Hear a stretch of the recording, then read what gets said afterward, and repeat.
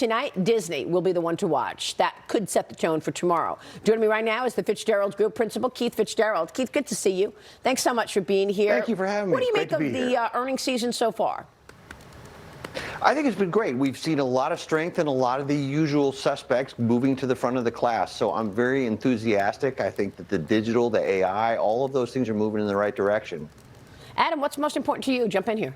Well, I love the fact that with earnings season now over half complete, the average surprise to the upside has been 8%. And in fact, that's a big number. That's a big number, right? 8% ahead of the expectations.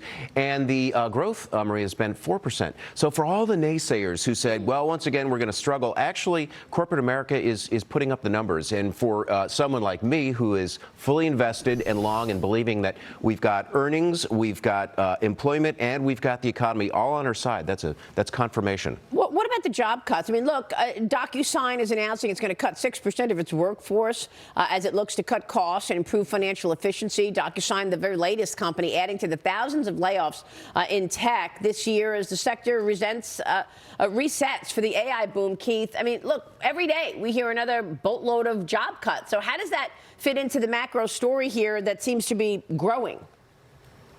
There's a very interesting wrinkle here that I don't think a lot of people are talking about. It's normal for companies to change their labor composition when you have a pivot, right? But the thing this one's interesting is the composition of that pivot. To paraphrase Warren Buffett, I think he said, you're going to find out who's been swimming naked when the tide goes out. There's a lot of excess weight at many of these tech companies, and how they refocus, I think, is more important than they are refocusing, if that makes sense. I want to get your take on the banking sector because New York Community Bank is extending its losses.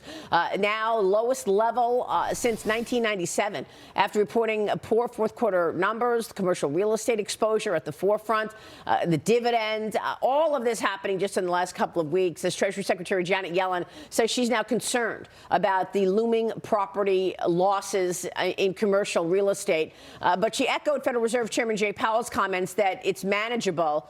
Don't forget, Jay Powell removed the paragraph from a statement last week that the banking sector is sound. Okay, he removes the whole statement. JP Chase announced it's planning to build 500 new bank branches in the next 3 years, despite 139 branches closing last month from rival banks.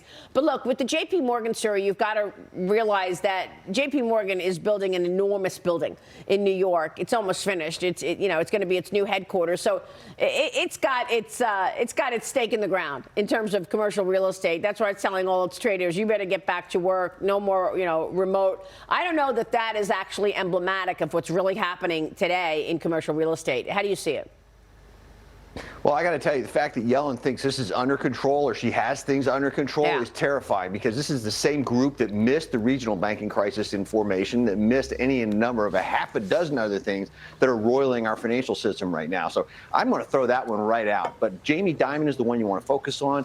We talk about the biggest and the best companies. He's the smartest guy on Wall Street. If he's building into real estate, it's because it makes sense for JPM, not because it makes sense for everybody else. Well, we already heard from Howard Lutnick and Stephen Schwarzman when I interviewed them both in Davos. Schwarzman, the CEO of the Blackstone Group, the largest owner of commercial real estate in the world, said, yeah, commercial real estate is okay, but office space is going to have a major problem. Howard Lutnick told me to expect $700 billion in defaults from this problem, office space. Keith, how is it possible that if you're getting $700 billion in defaults, it's not going to impact the broader banks and not going to take this market down? Well, that's the question that I would ask Janet Yellen is, point blank, you got this value. I lived through the Japanese real estate crisis. I went through the Texas S&L crisis during the course of my career. I've seen this before. You can't have appraisals on assets that don't exist or exist at values that are completely fabricated. So there's going to be a day of reckoning.